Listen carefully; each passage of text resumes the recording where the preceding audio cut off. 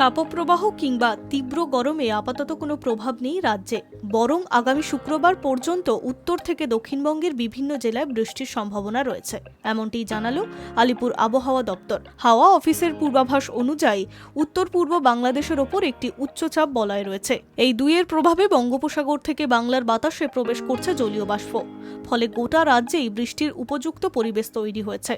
মঙ্গলবার দক্ষিণবঙ্গের সমস্ত জেলায় বজ্রবিদ্যুৎ সহ হালকা থেকে মাঝারি বৃষ্টির সম্ভাবনা রয়েছে। সেই সঙ্গে ঘন্টায় 40 থেকে 50 কিলোমিটার গতিবেগে বইতে পারে ঝোড়ো হাওয়া। হাওয়া অফিসের তরফে তাই সব জেলায় হলুদ সতর্কতা জারি করা হয়েছে। বুধবার ঝাড়গ্রাম, পূর্ব ও পশ্চিম মেদিনীপুর, বাঁকুড়া, পুরুলিয়া, পশ্চিম বর্ধমান, বীরভূম ও মুর্শিদাবাদে ঝড় বৃষ্টির পূর্বাভাস রয়েছে। বৃহস্পতিবার দক্ষিণের সব জেলায় বৃষ্টির পাশাপাশি 40 থেকে 50 কিলোমিটার গতিবেগে ঝড়ের সম্ভাবনা রয়েছে। শুক্রবার 2 চব্বিশ পরগনা, 2 মেদিনীপুর ও হুগলি জেলাতে হালকা থেকে মাঝারি বৃষ্টির পূর্বাভাস রয়েছে। সঙ্গে 40 থেকে 50 কিলোমিটার গতিবেগে ঝড়ও বইতে পারে বলে জানিয়েছে আবহাওয়া দপ্তর। দক্ষিণবঙ্গের সব জেলাতেই শুক্রবার হলুদ সতর্কতা জারি করা হয়েছে। সমতলের পাশাপাশি পাহাড়েও ঝড় বৃষ্টির হলুদ সতর্কতা জারি করেছে হাওয়া অফিস।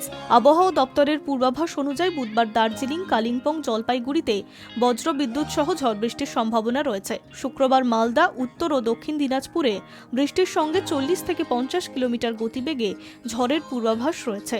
বাকি জেলাতেও ঝড় বৃষ্টির পূর্বাভাস রয়েছে। শুক্রবার উত্তরের 8 জেলাতে হলুদ সতর্কতা জারি করা হয়েছে।